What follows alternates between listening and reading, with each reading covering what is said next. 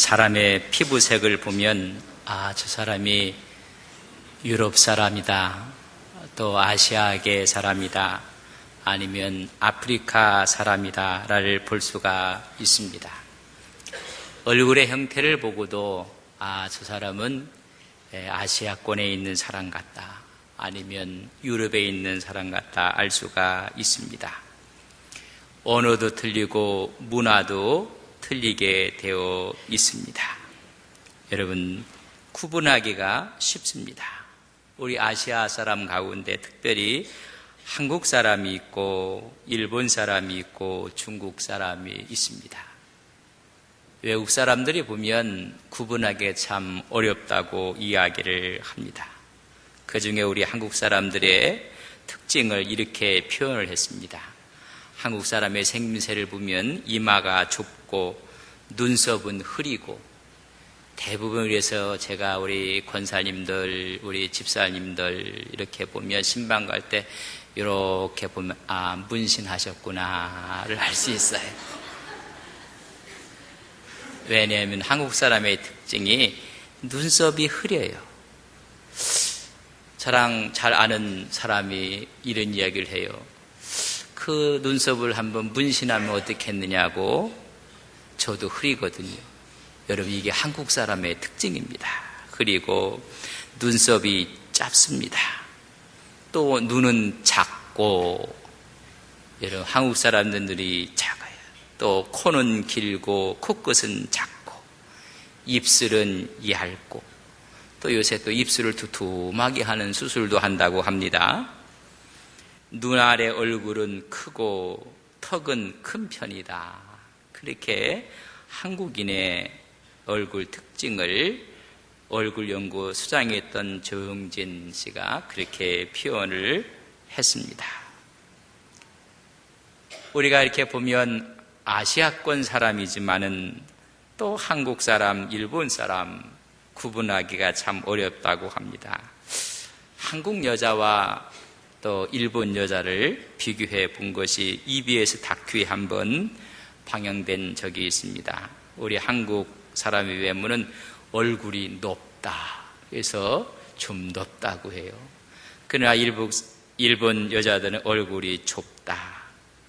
우리는 북방 몽골계 영향을 받아서 쌍꺼풀이 되어 있는 사람이 그렇게 많지 않습니다. 그래서 한 20%가 되어 있어서 80% 여성들이 전부 다 쌍꺼풀을 하려고 한다고 합니다. 그러나 일본 사람들은 80%가 쌍꺼풀이 되어 있다고 합니다. 또 그들은 눈썹이 짙습니다. 우리 한국 여인들은 광대뼈가 이렇게 발달돼서 그걸 또 줄이는 수술을 하기도 한다고 합니다. 우리 한국 사람들은 북방계 쪽에 영향을 받아서 여러분 오히려 눈은 가늘고 광대뼈는 나왔지만 크고 우수한 신체를 가졌다고 하고, 일본은 남방계의 영향을 받아서 짙은 눈썹과 큰 눈, 좁은 턱, 작고 왜소한 신체를 가졌다고 이야기를 해주고 있습니다. 그러나 이렇게 보면 한국 사람인지 일본 사람인지 중국 사람인지 같은 머리 형태를 하고 같은 옷을 입고 행동을 해보면 구분이 잘 안 돼요. 그래서 어느 분이 그런 이야기를 했습니다. 그 몇 사람들이 일행들이 행동을 볼 때 대부분 구분할 수가 있다. 그래서 똑같은 옷을 입었지만 혼자 각자가 왔다 갔다 하면 저 사람은 한국 사람이다. 한국 사람들은 서로가 이렇게 단합이 안 된다는 모습을 비꼬아 이야기했는지 모르겠습니다. 모이면 시끄럽고 떠들고 말을 많이 한다. 저 사람들은 중국 사람이구나. 또 모여서 조용히 이야기를 하면 저 사람들은 일본 사람들이다. 그렇게 알 수가 있다고 합니다. 여러분, 사람들을 보고 나서 우리가 구분이 돼요. 그럼 여러분, 제가 묻겠습니다. 여러분은 성령의 사람입니까? 여러분, 이 문제에 대해서, 질문에 대해서 여러분, 제가 여러분에게 묻겠습니다. 여러분 한국 사람입니까? 여러분, 일본 사람입니까? 아니면 유럽 사람입니까? 우리는 한국 사람입니다. 그러나 한국 사람도 지역에 따라서 말투와 음식과 문화와 성향이 틀립니다. 그렇다면 예수 믿는 사람들도 성령의 사람입니까? 아니면 성령과 관계없는 사람입니까? 우리가 한국 사람과 미국 사람들이 생김새가 외형이 틀립니다. 언어가 틀리고 문화가 틀립니다. 음식도 틀리고 먹는 방법도 틀려요. 한식을 먹는지 양식을 먹는지, 한식이 뭔가 양식이 뭔가. 한식은 그냥 한 번에 다 차려놓고 먹는 게 한식이고, 양식은 순서대로 수프가 나오고 샐러드와 빵을 갖다 주고, 그래야 비로소 메인 메뉴를 고기를 갖다 주든지 생선을 갖다 주든지, 그 다음에 디저트가 나와서 과일을 먹든지 차를 마시든지 아이스크림을 먹게 됩니다. 어느 분 쉽게 이야기를 했어요. 한식은 한 손으로 먹기 때문에 한식이다. 숟가락도 이 손으로 했다가 젓가락을 들려면 이거 놨다가 또 한 손만 써요. 양식은 뭐냐 하니까 나이프와 포크를 양쪽에 들고 먹어서 양식이다. 뭐 그 말도 맞는 것 같습니다. 여러분, 우리가 정말 어떤 사람입니까? 성령의 사람입니까? 아니면 악령의 사람입니까? 성령의 사람이라면 영적인 크리스찬입니까? 육적인 크리스찬입니까? 아니면 교인입니까? 아니면 종교인입니까? 오늘 성령의 사람 필립의 모습을 통해서 성경이 보여주는 성령의 사람은 어떤 사람인가? 우리는 한번 깊게 묵상해 보고 우리의 신앙을 재점검할 필요가 있습니다. 사도행전 1장 8절에 보면 오직 성령이 너희에게 임하시면 권능을 받는다고 했습니다. 하나님의 능력 받은 후에 예루살렘과 온 유다와 사마리아와 땅끝까지 이르러 내 증인이 되리라. 여러분, 증인 속에는 순교자의 의미를 내포하고 있습니다. 주를 위해서 순교할 자세가 되어 있는 사람을 성령의 사람이라고 성서는 말해주고 있습니다. 여러분, 우리는 어떤 신앙을 갖고 있는 믿음의 사람인가? 신자의 종류를 24가지로 예전에는 쭉 표현을 했습니다. 달구지 신자가 있다. 누가 밀어주지 않으면 전진하지 않는 신앙을 가진 사람. 또 고양이 신자가 있다. 늘 토닥거려 주어야만 만족하는 신자. 또 이야기하기를 시험관 신자, 칠면조 신자, 나팔꽃 신자, 이런 이야기를 했어요. 근데 최근에 한 6가지로 나온 이야기 중에 우리가 한번 듣고 웃을 수밖에 없는 이야기지만은 그 웃음 속에 깊게 한번 생각해 봐야 될 그런 종류입니다. 첫째는 오토바이 신자가 있답니다. 그 오토바이 신자가 뭔가 했더니 늘 오토바이가 갈 때는 시끄러워요. 쓸데없이 말이 많은 신자를 오토바이 신자라. 유람선 신자가 있답니다. 교회 등록은 안 하고 이 교회 저 교회 돌아다니는 분들, 그런 분들이 있어요. 그러나 때가 되면 또 그런 분들이 등록을 하게 됩니다. 박쥐 신자가 있답니다. 교회 안에서만 신자고 세상에 나가면 세상 사람과 똑같은 사람을 박쥐 신자라. 냄비 신자는 설교를 할 때는 충만한데 교회 문만 나가면 식어버리는 사람을 일컬어 말합니다. 염소 신자가 있답니다. 1년 내내 남을 들이박는 신자가 염소 신자랍니다. 또 미꾸라지 신자가 있답니다. 교회에 무슨 곤란한 일이 생기면 미꾸라지처럼 쏙 빠졌다가 해결이 되면 쏙 나타나는 또 신자가 있다. 여러분, 우리는 어떤 신앙을 갖고 있는 사람인가? 정말 성령의 모습을 보여주는 크리스찬인가를 한번 생각해 보는 것입니다. 오늘 성경이 보여주는 성령의 사람은 우리는 세 가지로 요약할 수가 있습니다. 첫째는 주의 성령에 민감한 사람입니다. 오늘 26절, 29절, 39절에 보면 주의 사자가 빌립에게 말하여 이르되 성령이 빌립더러 이르시되 주의 영이 빌립을 이끌어 간지라. 성령의 예미한 흐름 앞에 그걸 감지하고 깨닫고 민감하게 반응한 사람이 성령의 사람이라는 것입니다. 하나님의 임재를 느끼고 성령께서 우리 영혼을 깨우는 것을 느끼는 사람. 여러분, 목회를 처음 시작했을 때, 초년생이었을 때 새벽 기도회가 늘 부담이었습니다. 그러나 아이를 얻게 되었고, 보면 우리 아이처럼 그렇게 큰 효자가 없는 줄 알았습니다.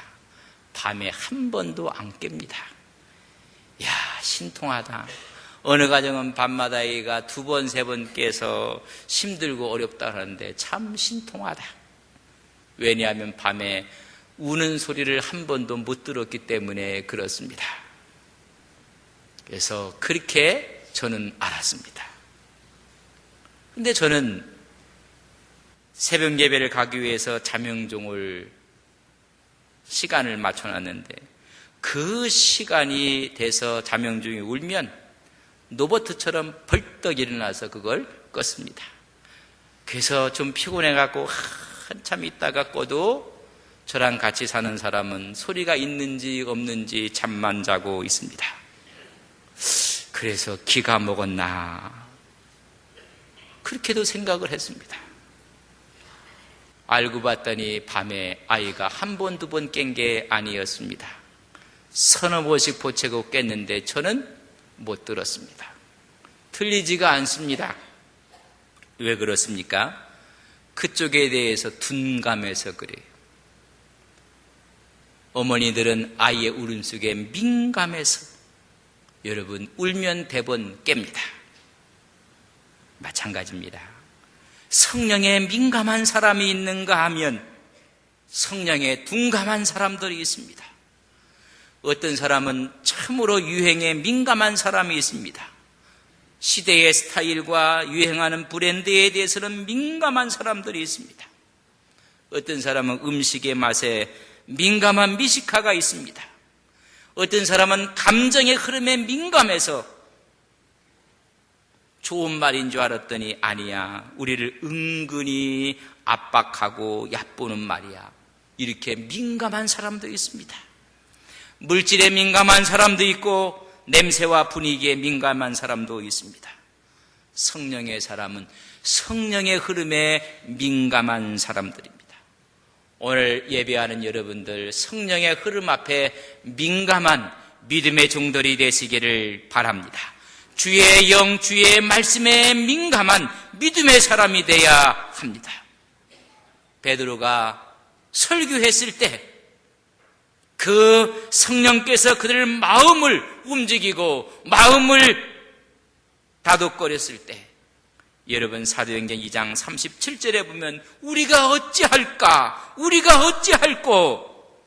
탄식하며 성령의 음성 앞에 민감하고 그때 세례받은 사람이 3,000명이 되었다고 사도행전 2장에는 말씀해 주고 있습니다. 말씀을 읽을 때, 기도할 때, 설교를 들을 때 하나님의 인도하심과 주의 말씀 앞에 영혼이 깨어 민감한 믿음의 종들 되시기를 간절히 바랍니다. 두 번째는 성령의 말씀에 순종하는 사람들입니다. 오늘 26절에 보면 주의 사자가 빌립에게 말하여 이르되 일어나 남쪽으로 행하여 예루살렘에서 가사로 내려가는 길까지 가라. 민감했던 빌립은 주의 말씀을 듣게 되었습니다. 광야로 가라는 것입니다.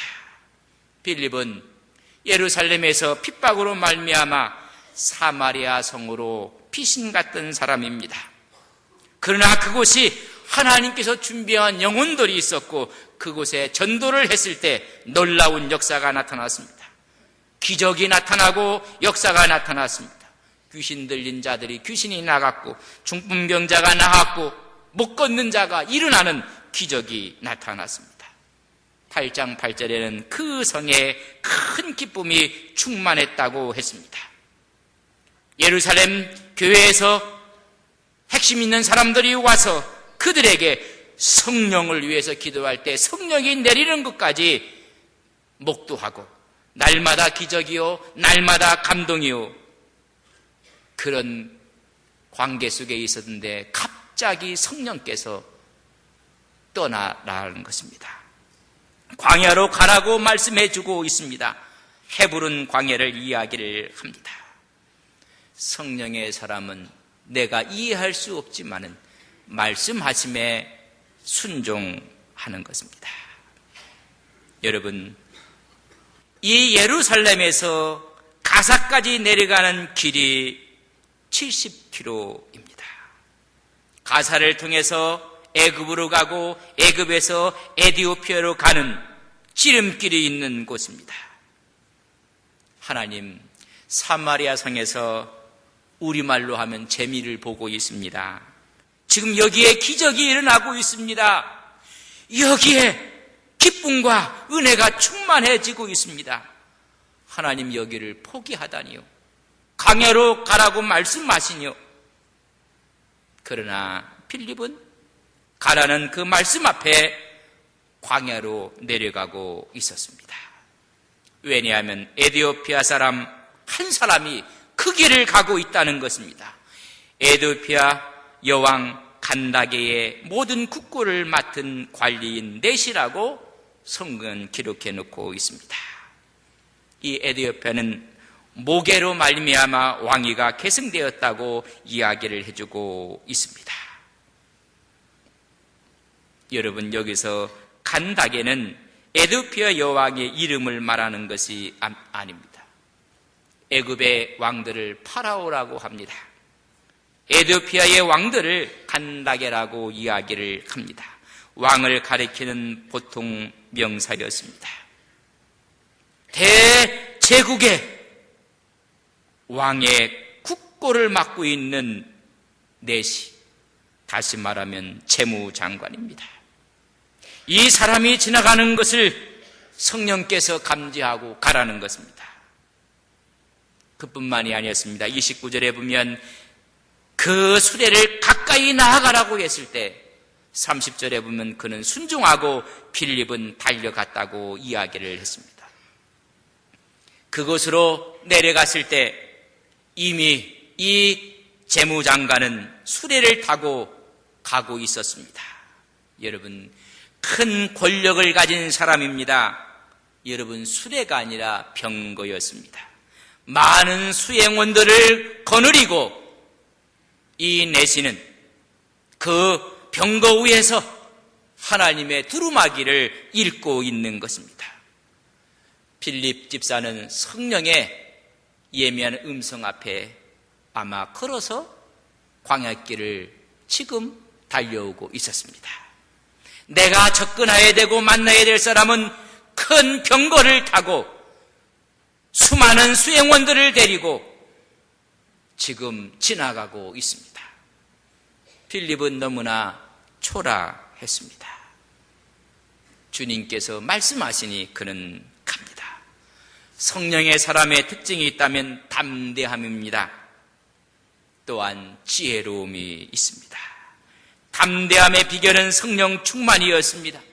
사도행전 4장 31절에 보면 필기를 다음에 모인 곳이 진동하더니 무리가 다 성령이 충만하여 담대히 하나님의 말씀을 전했다고 말씀해 주고 있습니다.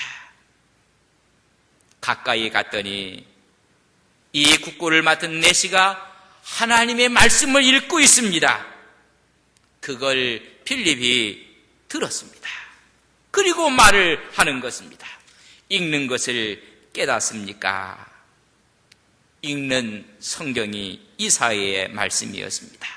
이사야 53장 메시아에 대한 예언의 말씀을 읽고 있었습니다. 우리는 듣고 말해야 합니다. 그리고 그 사실을 이해하고 있느냐고 묻습니다. 빌립은 지혜롭게 접근을 합니다. 많은 사람들이 전도를 하는데 여러분, 지혜가 없을 때도 그 전도는 문제가 생깁니다. 또한 용기와 담대함이 없을 때도 용기가 생깁니다. 한국교회에 갖고 있는 전도의 문제를 어느 분은 두 가지로 이야기를 했습니다. 담대함, 용기는 있는데 지혜가 없는 사람들이 있었다는 것입니다. 그저 지하철에서 예수 천당 불순 지옥을 외치고 돌아다니는 모습을 보고 사람들은 다 예수 믿고 전도하는 것이 바로 저런 것인가 생각을 한다는 것입니다. 담대함은 있는데 지혜가 좀 부족한 것입니다. 그러나 지혜가 있는데 담대함이 없는 사람들도 있습니다. 담대함이 없어서 말하지 못하는 것입니다. 믿음은 들음에서 난다고 분명히 말씀해주고 있습니다. 전하지 못하는 것입니다. 우리 주님은 담대함을 갖고 뱀처럼 지혜롭게 우리에게 부탁한 적이 있습니다.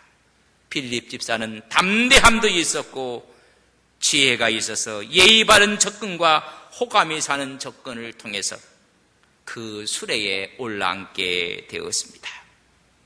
여러분, 순종하는 사람입니다. 성령의 사람은 세 번째, 말씀의 사람입니다. 말씀을 준비된 사람이라는 것입니다. 에디오피아 내시가 31절에 깨닫느냐고 물었을 때 그는 말합니다. 지도해 주는 사람이 없으니 어찌 깨달을 수 있을 수 있겠는가? 나를 가르쳐 주는 사람이 없다는 것입니다. 빌립을 청하여 수레에 올라앉게 했을 때 빌립은 그 말씀을 통해서 복음을 전하고 있습니다. 읽은 성경 말씀이 이사야 53장 7절과 8절에 있는 말씀이었습니다. 그가 도살자에게 가는 양과 같이 끌려갔고 털 깎는 자 앞에 있는 어린 양의 조용함같이 그의 입을 열지 아니하였도다. 그가 굴욕을 당하였을 때에 공정한 재판도 받지 못하였으니 누가 그의 세대를 말하리요? 그의 생명이 땅에서 빼앗김이로다. 이 말씀을 읽고 있었지만 그는 깨닫지 못하고 있었습니다. 그래서 내시가 묻습니다. 여기서 말하는 이 선지자가 누구를 가리키는 것이냐? 자기냐 아니면 타인이냐?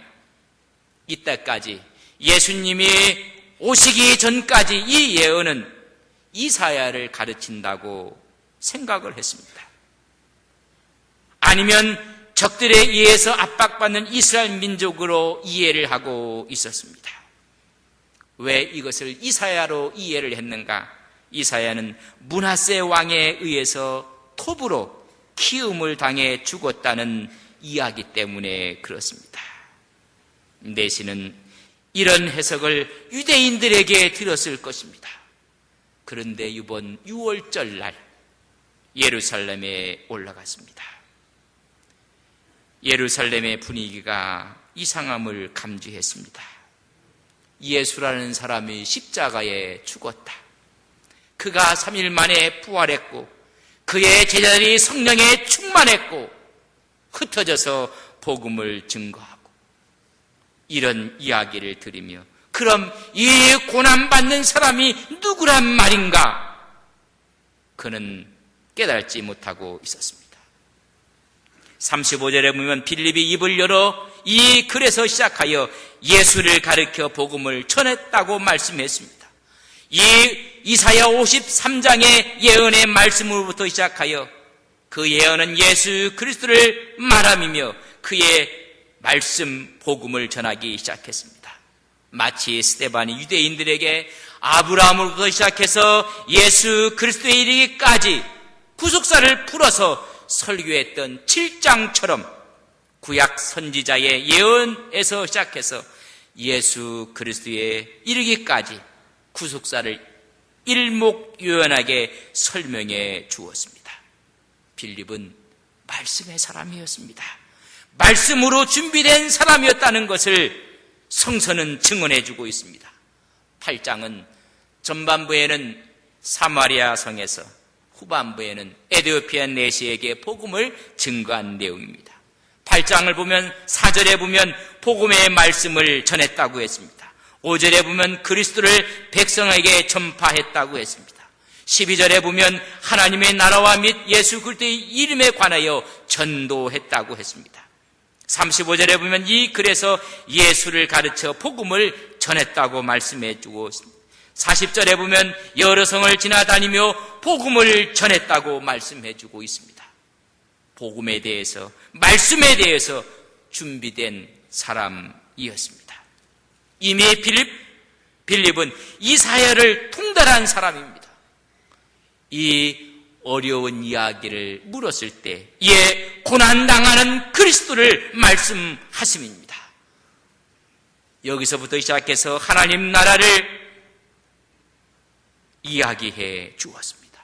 마지막에 승천하기 전에 모든 족속으로 제자를 삼고 아버지와 아들과 성령의 이름으로 세례를 주라는 것까지 말씀을 하게 되었습니다. 성경을 가르치고 말할 수 있는 준비가 되어 있는 사람, 이런 사람이 성령의 사람입니다. 막힘이 없었습니다. 수술하시는 의사 선생님이 수술하다가 여러분 막힌다고 생각을 해보십시오. 이 수술은 내가 책에서 받고 공부를 했는데, 그리고 다시 가서 의학서적을 펼쳐보고 다시 와서 수술한다고 하면 그 환자가 어떻게 되겠습니까? 여러분, 오늘 빌립은 이미 이사야를 여러분 관통하고 통달했던 사람입니다. 그가 말씀을 깨닫고 여기에 물이 있으니 내가 세례받는 것을 주저할 이유가 없다고까지 이야기를 했습니다. 그는 예수 그리스도의 이름으로 세례를 받게 됩니다. 세례를 받고 나서 그는 기쁨으로 길을 갔다고 했습니다. 말씀을 듣고 가르침을 받고 세례까지 받아 기쁨이 충만했습니다. 아프리카 대륙에 선교의 첫 씨앗이 되고 말았습니다. 여러분, 성령의 사람이 누굽니까? 성령의 사람은 성령에 민감해야 됩니다. 그리고 그 민감 앞에 순종하고 이미 말씀으로 훈련된 사람을 이야기해주고 있습니다. 부활하시는 우리 주님께서 말씀하셨습니다. 성령에 임한 증거는 너희들이 그리스도를 전하는 것이라고 했습니다. 예루살렘과 유다와 사마리아와 이제는 유다와 사마리아를 넘어 땅끝까지 전하는 말씀 앞에 쓰임받은 사람이 오늘 빌립입니다. 성령의 사람 빌립이었습니다. 오늘 본문은 초대교회의 선교사역 중에서 성령께서 가장 역동적으로 역사했던 대표적인 사건 중 하나입니다. 빌립처럼 이 시대에도 하나님의 사역에 쓰임받는 성령의 사람이 필요한 것입니다. 여러분, 그러기 위해서는 성령의 인도함 앞에 민감하셔야 합니다. 구속사의 주체는 삼위일체 되시는 하나님, 이 성부, 성자, 성령의 인도하심 앞에 민감하셔야 됩니다. 내가 기도해야 되지, 말씀을 봐야 되지, 순종해야 되지, 하나님 앞에 민감해야 됩니다. 둘째는 우리가 준비하는 것입니다. 빌립은 말씀으로 준비되어졌습니다. 여러분, 그래서 그것이 순종의 마음으로 광야로 내려갔고 수레로 가까이 갈 수 있는 순종의 마음을 갖게 되었습니다. 그리고 말씀을 전합니다. 성령의 도우심이 있을 때 기적도, 신비도, 치유도, 여러 가지 현상들도 주십니다. 이런 사건을 통해서 많은 사람들은 간증을 합니다. 그 간증을 듣고 우리 마음속에 임팩트, 여러분 영향을 줄 수가 있습니다. 이건 다 주님을 믿게 하기는 동기 유발을 가져오게 됩니다. 그러나 우리를 변화시키고 새롭게 하고 우리 영혼을 살리는 것은 말씀입니다. 오늘 그가 말씀을 풀어서 설명했을 때 그의 영이 살아났습니다. 여러분, 많은 사람이 성령의 도심으로 끝나는 것이 아니라 여러분 말씀으로 훈련받은 사람을 만났을 때 변화와 영혼이 살아나게 되는 것입니다.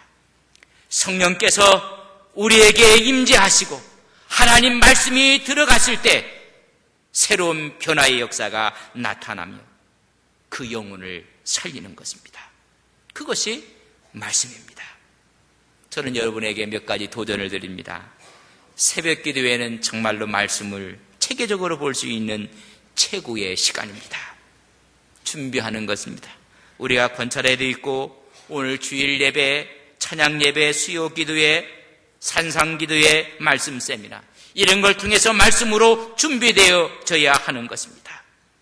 성령의 사람은 성령에 민감해서 성령의 역사 앞에 순종하는 것입니다. 성령은 그렇기 때문에 원동력이 돼서 우리의 힘을 주는 불의 역사를 하게 되는 것입니다. 사람이 불이 있어야 사람은 변화시킬 수가 있는 것입니다. 또 한 가지는 말씀에서 오는 것입니다. 그 말씀 우리에게 지혜를 주는 것입니다. 그런 의미에서 우리 모두가 성령의 사람이 되시기를 주님의 이름으로 간절히 바랍니다. 우리 옆 사람에게 이런 인사를 합시다. 장로님은, 집사님은, 권사님은 성령의 사람이십니다. 성령에 민감해서 하나님의 구원의 능력에 불을 붙이고 영혼을 살리시는 우리 안동서북의 온 성도님들이 되시기를 주님의 이름으로 간절히 바랍니다. 하나님, 수많은 사람들이 다 주님을 믿는 것 같지만은 성령의 사람이 되었는지 오늘 이 시간 말씀을 통해서 다시 한번 우리 자신을 뒤돌아봅니다. 세상에 민감했습니다. 그러나 주님의 말씀에는 민감하지 못했습니다. 하나님, 성령 앞에 민감한 우리의 신앙을 허락해 주옵소서. 주님의 민감한 신앙의 성령의 인도하심 앞에 순종하게 하옵소서.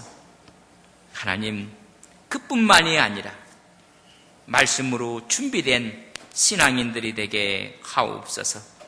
성령의 민감에 불을 붙이는 사람, 영혼을 살리는 사람, 구령의 열정에 불타는 믿음의 종들이 되게 하옵소서.